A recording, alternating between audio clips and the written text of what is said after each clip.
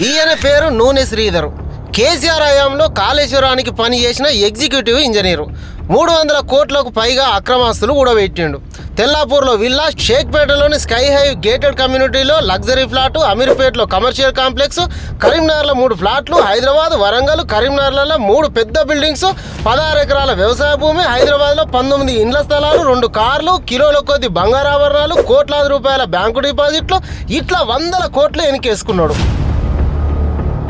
ఈయన మరో ఇంజనీరు హరిరామ్ నాయక్. నాటి కేసీఆర్ సర్కార్ ఆశీస్సులతో కాళేశ్వరం ఈఎన్సీగా పనిచేసి 300 కోట్లకు పైగానే అక్రమాస్తులు కూడబెట్టిండు.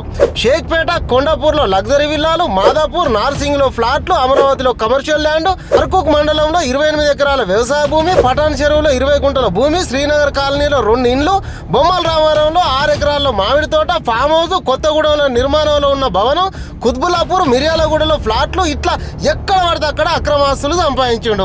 కాళేశ్వరంలో చిన్న చేపల ఇన్ని 100 కోట్లు మింగితే పెద్ద తిమింగలాలు ఎన్ని లక్షల కోట్లు మింగినారో.